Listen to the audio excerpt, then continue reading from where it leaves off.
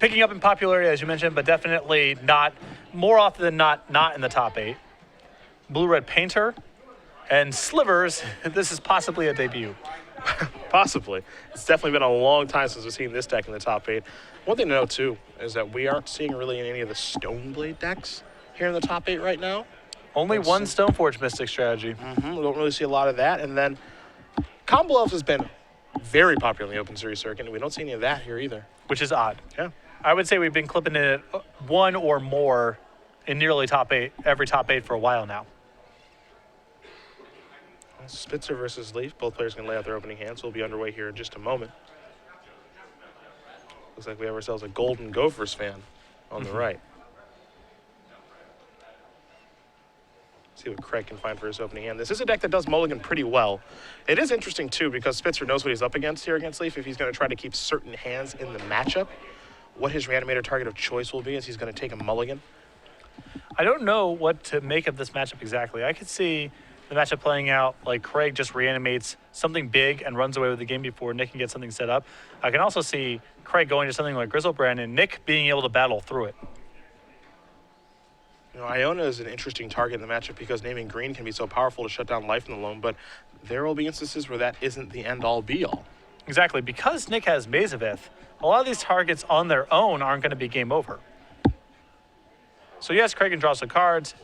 If it's Iona, he can't cast Loam or Crop Rotation, but that doesn't mean the game's over by any stretch. Yeah.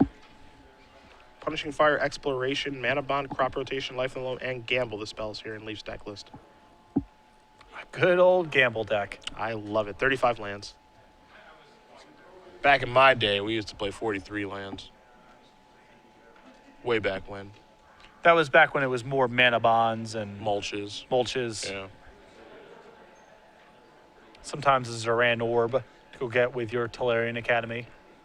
A delight. Yep. Well, it depends who you are. It was not delightful for me. That's how I picked up most of my losses of that deck. 6 cards here for Spitzer. Looks like there's an Entombment Reanimate already. Animate dead too. I think the thing that he's missing are lands. Yeah. And that's really disappointing if you're Craig, because the first 2 cards you draw up there are Entombment Reanimate. Actual perfect. And you say, well, going on to game 2, I guess. Yeah. Down to 5. But again, this is a deck that does mulligan pretty well. 5-card hands are not out of the question. Most combo decks that are trying to slap A and B together are pretty good at mulliganing, as opposed to decks like Storm, Burn, if you want to qualify that as a combo deck, do not mulligan as well. Yeah. Spitzer not going to lose any hair over these mulligans. Going to take a look at the 5.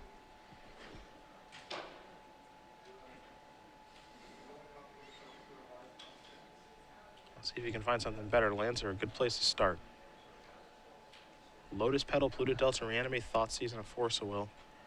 An acceptable 5-card hand. It is missing a way to get something into a graveyard, but on 5 cards, this will have to do. We'll sacrifice Polluted Delta. Interested to see what land he does search up. Any basics there? I would imagine he has a swamp, and he does, yes. Okay.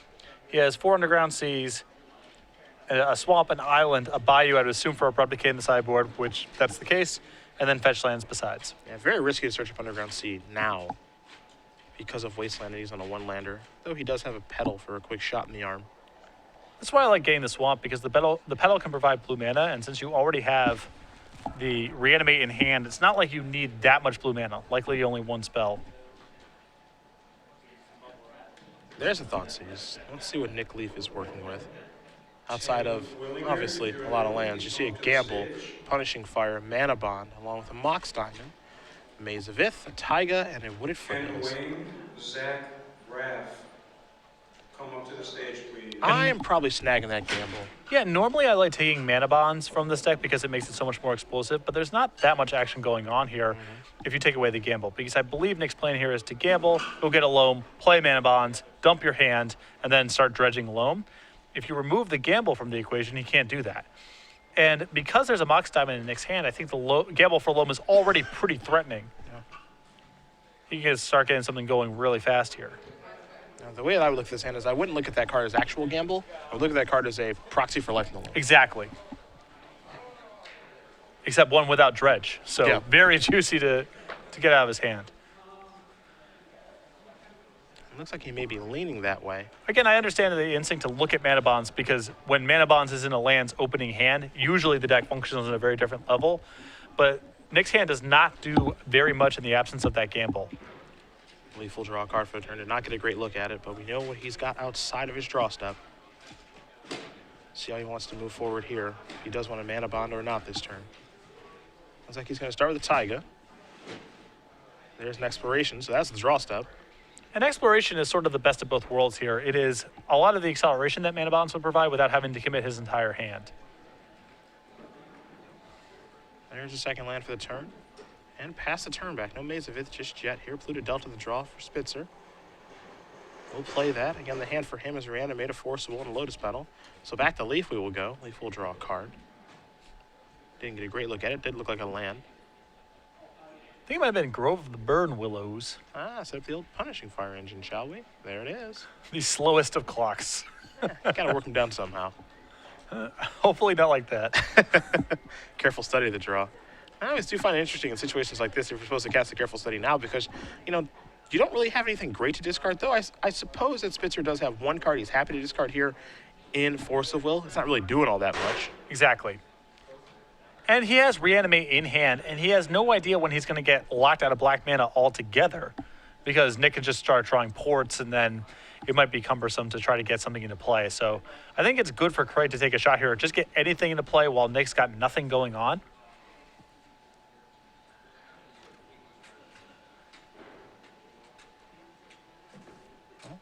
We will carefully study.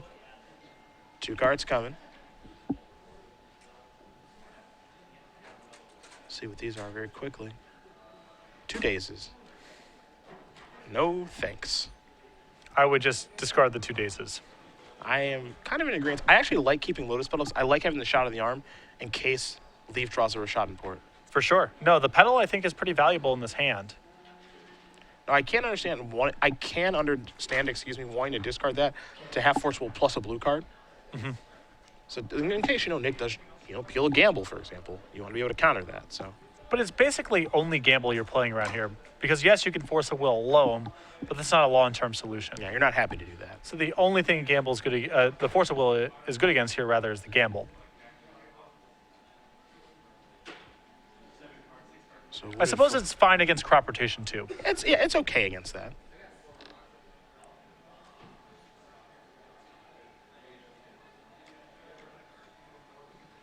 Leaf is going to cast Punishing Fire. We're going upstairs. This is the literal and figurative slow burn right here. You can have a life back, and I'll get my Punishing Fire back. Slowly chipping away. Leaf draws a card for the turn.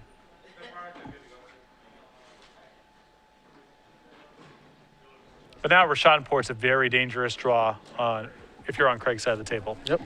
He's done a nice job to minimize the effect of Wasteland with the 2 basics. But as you mentioned, Port is definitely scary now. Leaf's going to play his Maze of Ith. Has not used his Mox Diamond yet, taking a look at the bin. There is the Diamond now. We'll discard Verdant Catacombs. That was his draw for the turn. He'll just pass the turn back. Brainstorm is what Spitzer has found. This is another situation, though. Do you cast this now or do you wait? It looks like he's going to go with it now. I think I would have waited a little bit because it's so unlikely that Craig is able to reanimate this turn off of it. See Force of Will, Lotus Petal, and Gristlebrand are the draws, which means no fetch land. So a little bit of a Brainstorm lock here. The issue with Brainstorm is unless you're shuffling your deck or you're doing something proactive that turn with the cards you draw, it is just draw a card. That's eventually how it plays out. And because of the nature of Craig's hand, it was very unlikely that something much past that was going to happen. He would have to draw a fetch land and be willing to keep it, or find some unlikely sequence of cards that would allow him to reanimate that turn. This is a Punishing Fire, the slow burn, as you put it. Boom. Take that. One ya.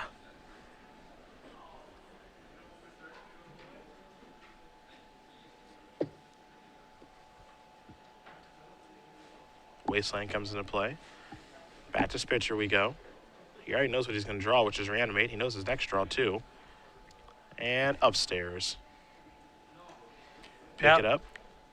This is funny, but keep in mind that this clock that Nick has going here. But keep in mind, if Craig's reanimation spell is reanimate, the life total matters. And he has Maze of Ith in play, which means that if Craig can't draw cards with Grizzlebrand, he can't attack because of Maze of Ith. So this is starting to matter. And the Rashad Port was actually a huge draw. Leaf is going to shut down the blue mana. Spitzer's going to draw Grizzlebrand past the turn back. Leaf will pick up his Punishing Fire via the Grove of the Burn Willows, fire it upstairs for 2, and untap. And he can just keep doing this. He's always been given a reason not to.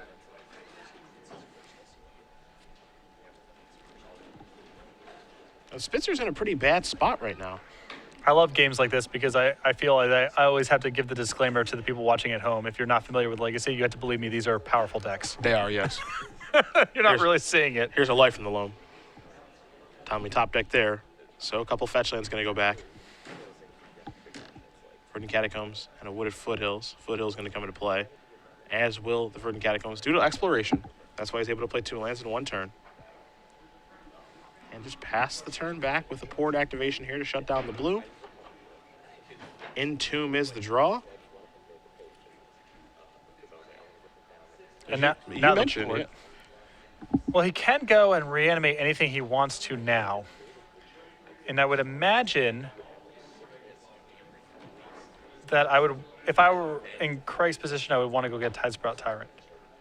Looks like he's just going to pass the turn back, though. Going to sacrifice both these fetch lands. We'll leave. Well, I suppose that Craig can't actually reanimate at this point because he doesn't have the life total. Yeah. He could get Iona and name Red, I guess, but that's not a solution long term against Maze of Ith. Nope. Nick's going to be able to overpower that now that he has Loam going. 2 lands come out, Taiga and a Forest.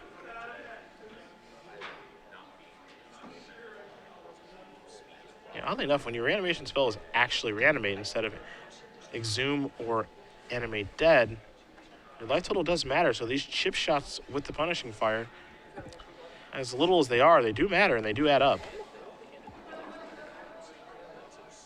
And just pick up the Punishing Fire, fire away for 2 more.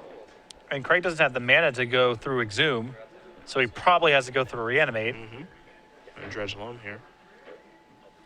1 is a Dark Depths, 2 is a Thespian Stage, 3 is a Mana Bond. Now the pressure's on from a different angle. He can just put Thespian Stage Dark Depths into play this turn because he gets to play 2 lands in 1 turn. So this is putting Craig into a spot where he has to start fighting over Loam, and that's a disaster because that happens every turn. And it isn't even talking about the issue that he's having with Punishing Fire right now. Yep. It looks like Spitzer is going to cast a Force of Will on this Life in the Loam, targeting Depths and Stage. We'll remove Daze. So Loam will not resolve this turn, but as you mentioned, this is something he has to stave off every turn now. And now I feel like if he has any shot in this game, it has to be through Tidesprout Tyrant. Yeah. If he rips an Exhume, he can get into play, and then he maybe can get this turned around, but he has to draw Exhume now. Looks like he's considering Iona at this point, though. Yeah, I have an issue with Iona here because Craig probably can't beat Nick just casting green spells for the rest of the game, and he probably can't win the game if Nick's not allowed to play red spells for the rest of the game. So I think he has to cheat the board altogether and go get Tidesprout Tyrant to have a shot here. The problem here is that it does cost 8 mana. Oh, he has to draw Exhume. Yeah. He needs to. He gets ported here. If he draws Exhume, with the pedal in hand, he can get into play. There's the Black Source down now. Take a draw. Force of Will. That allowed him to counter Loam another turn.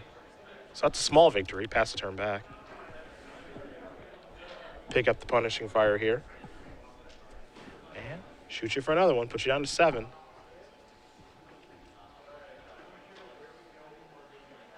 Leaf will draw. Not even Dredge Loam that turn. Just play another Maze of Ith.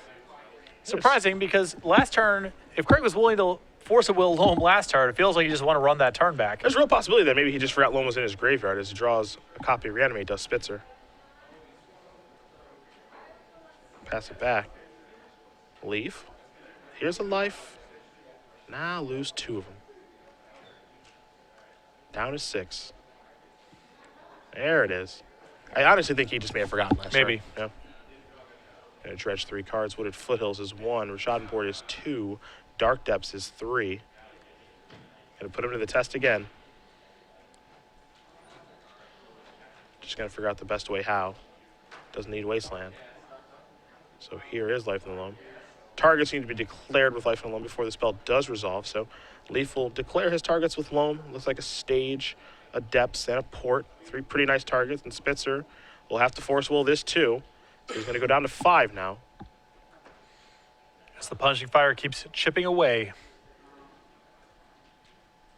Somebody needs an Exhume. Get rid of this. Take a draw. Gristlebrand. And I like that turn from Nick there, switching around and going after black mana, because Craig needs to reanimate very soon to win this game. So it seems smart to prioritize cutting him off of black mana instead of blue. Punishing Fire goes upstairs. Spitzer down to 4. Leaf will dredge. 3 cards going to go to the bin. Stage is 1. Gamble is 2. Wasteland is 3. Let's do it again. How about this time? That will resolve. Targets, I imagine, are the same. There's the Port, the Stage, and the Depths. And the inevitability here is on Nick Leaf's side. Punishing Fire plus go over the Burn Wolves is a huge hiccup. Port's going after those lands. And we can't forget about Dark Depths, too. Yeah, this is a small thing. I think I would have deployed that Mana Bonds maybe a turn or 2 earlier, once it was clear that Loam was getting established, because, you know, Nick wants to play all of his lands right away. Mana Bond actually looking great in this situation because he's able to put all the lands in play. Yeah, and Nick's mana is a little bit tight right now. You know, he's trying to cast Punishing Fire. He wants to port as much as possible. He now has Thespian Stage plus Dark Depths. So even though that 1 mana from casting the Mana Bond this turn seems innocuous, it may have mattered. Looks like it's time to go porting. Black Source down.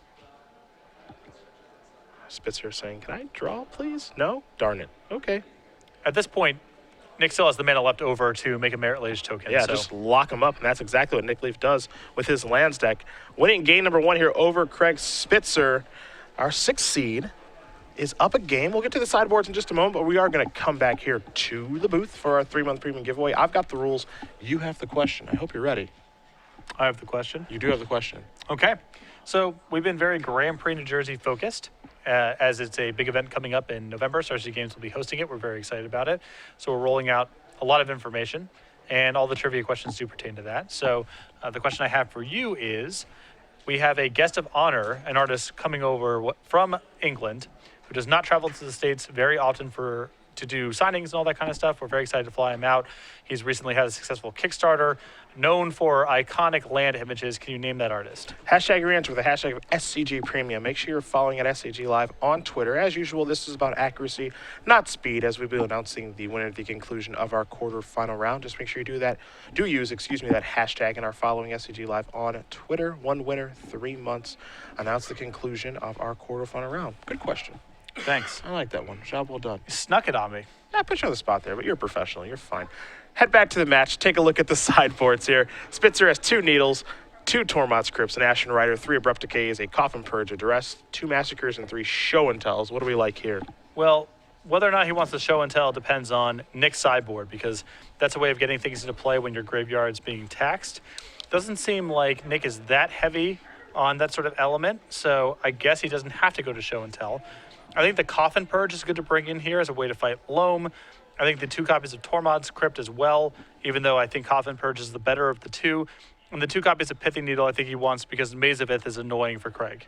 Maze of Ith is the ultimate annoyance. Yes. It's a real pain in the butt. You see on Leaf's side, he's got a Needle of his own, 4 Sphere Resistance, 2 Dark Depths, 1 Thorn of Amethyst, a Primeval Titan, which I love, a Crop Rotation, 3 Corrosion Gryphs, a Ray Revelation, and a copy of Karakas. Some really nice ones there in Karakas and Crop Rotation. So I think Nick wants to speed up his deck a little bit here and try to kill faster.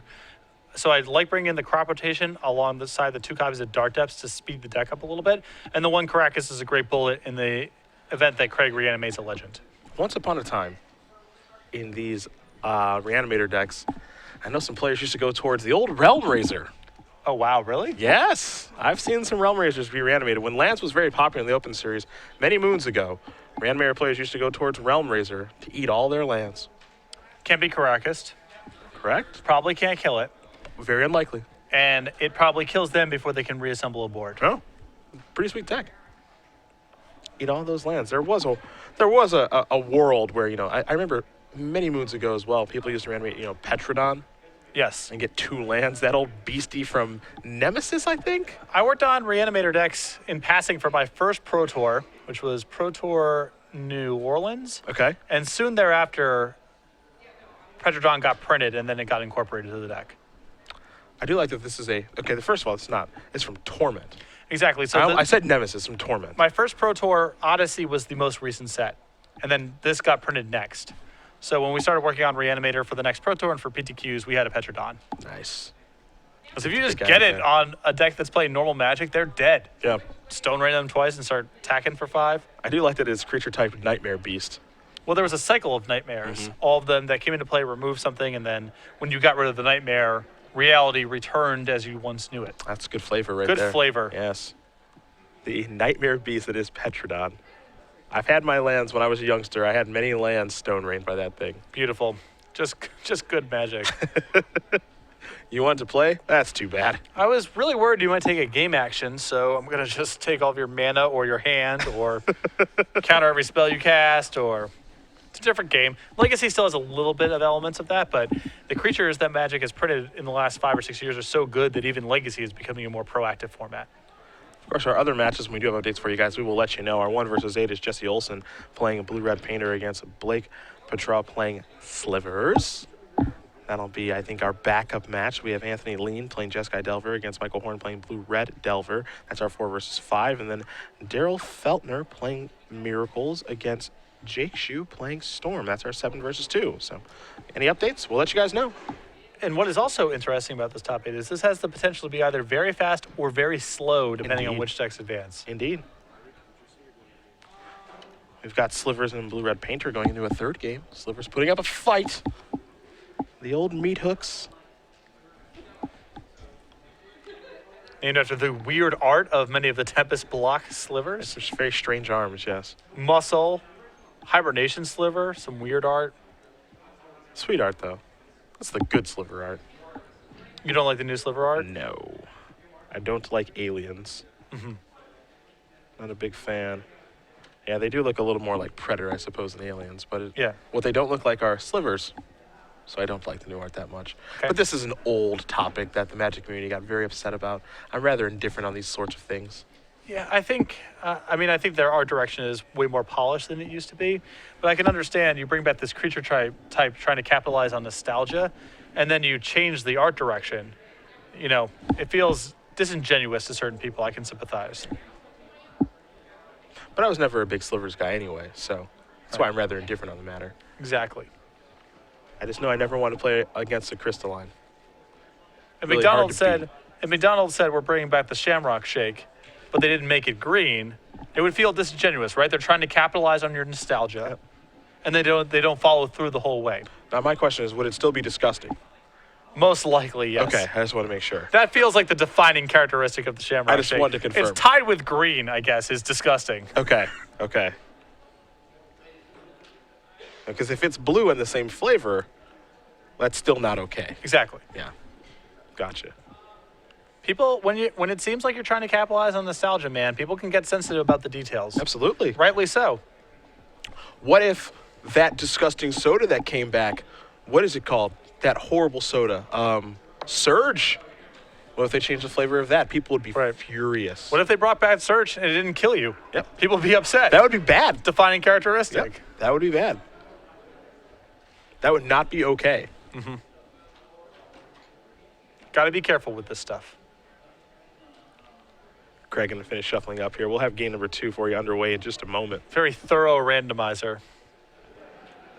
That's important. That's a good thing. We've got Storm and Miracles going on to game number 3.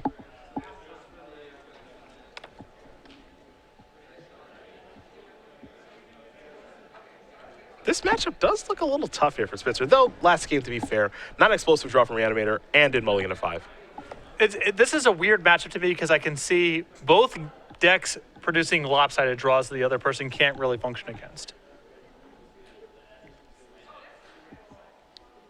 I don't know if I've seen this matchup before in action, and I was reading the deck list, and usually I'm pretty good at not necessarily predicting the winner, but at least crafting how the games are going to play out. And this one's just too weird for me. It's actually pretty hard to do. I feel like the games are going to play out differently a lot. There is an Entomb over there. Gristlebrand, Tormod's Crypt in the hand. So he has Entomb, Reanimate, but one land. So if Nick opens up on Wasteland, maybe he's in trouble, although he has a lot of time to draw a black source of mana. Yep. It's hard to pass up on that hand, though. I think the Tidespout Tyrant's actually in the hand.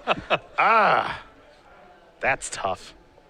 It's the problem with one of, sometimes you draw them. Yeah, that is actually pretty tough. Now, one thing he can do is he can get a little bit creative, right? Find a way to discard that card. Careful Study will help. Thoughtseize yourself. Or get your Gristlebrand to play, have your maximum hand size be above 7. Get that thing in the graveyard. Or turn 1, say go. Turn Also 2, that. discard. Yep. And unless Nick has brought in his Thorn of Amethyst, there's not a lot going on that Nick can punish you for. Because you can always play the land and tap it that turn. Yep. You might get locked out on subsequent turns, but you're always good for the first one. That would be an interesting game plan to see if Craig were just to keep the 7 cards and just say, your turn.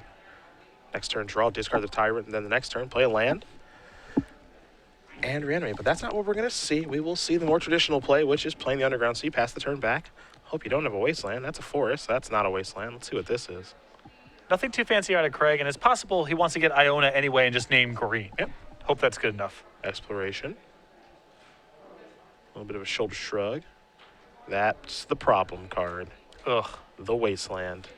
There will be a response. It will be an Entomb. And we'll see what Spitzer does want to search up, creature-wise. With the Tidespout Tyrant in hand, I would guess it's an Iona. He's going right for Okay. Gristlebrand, not messing around. Sure. He wants the big guy.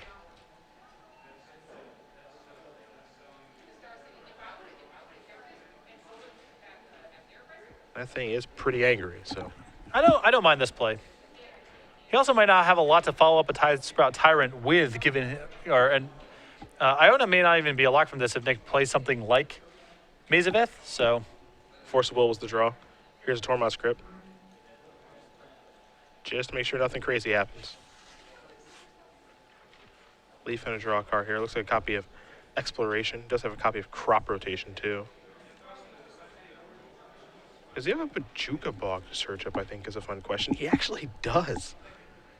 Here's Dark Depths and Tranquil Thicket, so he actually has access to Bajuka Bog to search up at instant speed. Yikes. another anti-graveyard card drawn here for Craig. But Nick not even with Loam going. Yeah, he might have too many of those, potentially. Got a Crypt and a Purge? No, I think he wants all of it. Okay. It's hard for lands to do much of note when they don't have Loam going. This is just an odd game because Craig does not have mana. Well, as you felt, there are going to be a lot of odd games here. Yeah.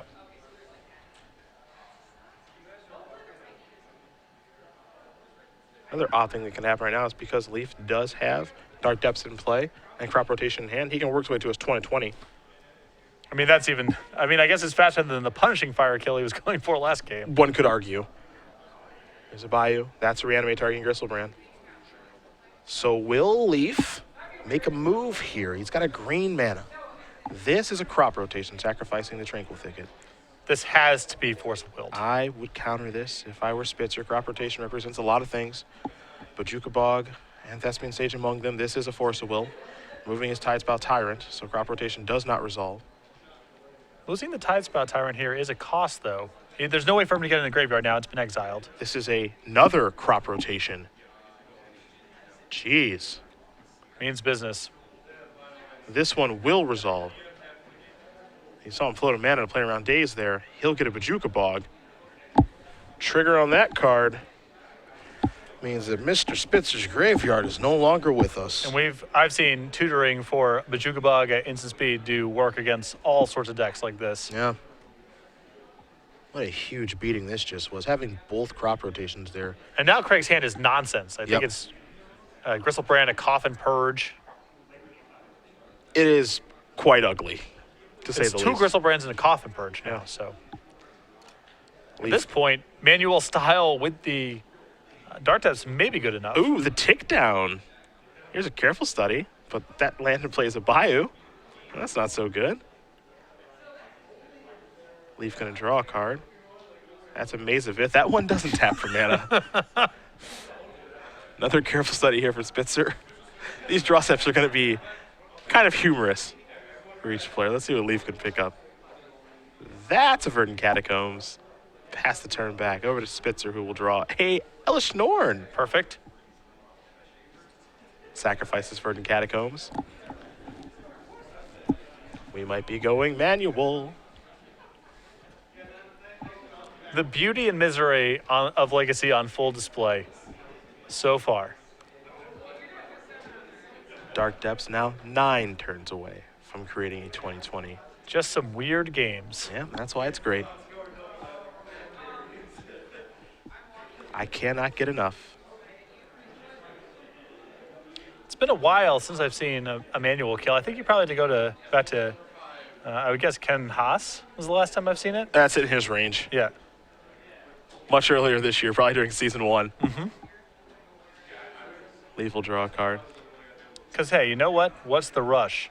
Especially now that Craig has lost the Tide Sprout Tyrant. Maze of Ith is a really solid lock against every other reanimation target that Craig can bring to the table. Here's Wasteland going after the Bayou. Spitzer going to take a look at the bin.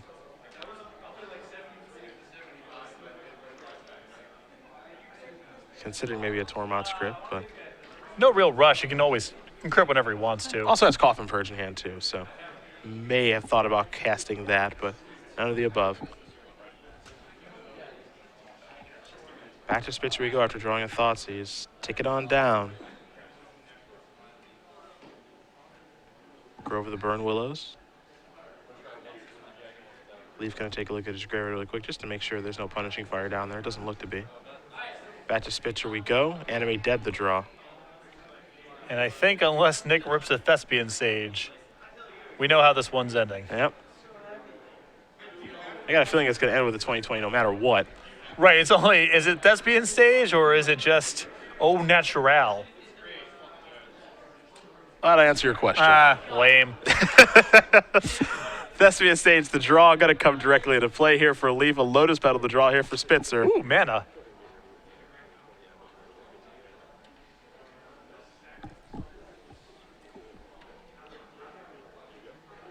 Though I do not believe much to do with it.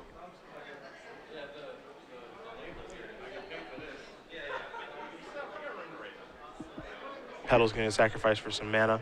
It's time to study very carefully. Hit 1 and 2.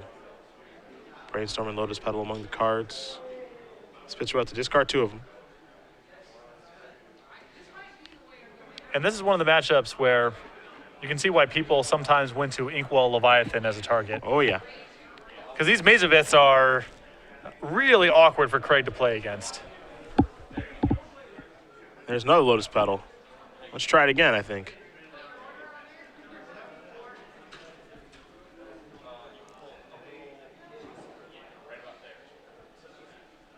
And Nick happy to sit here and watch Craig do whatever it is he's trying to do. Basically do your worst in the face of a 2020. Brainstorm's good to go. 2, 3. Reanimate among the cards. An island, however, is what he's found. As we do have a quick update here for you guys. Blake Petra has won his match over Jesse Olsen. Slivers is moving on. I have a feeling we'll be watching that in a little bit. Woohoo!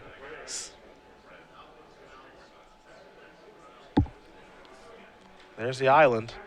This is a careful study. We're going to keep going because we could find a Lotus Petal. 1 and 2. Well, he's already brainstormed, so he knows what's going on here. That's true. Yeah, never mind. Craig just doing the four corners offense here. Until the sweet release of death comes and removes him from the tournament. That'll resolve. Pass the turn back. Maybe you won't make a 2020. Oh, you will? Darn it. He saw it. 2020. Ooh. Issuing the Jerry Thompson token. It's got the foil token. Yeah, you don't see that very often.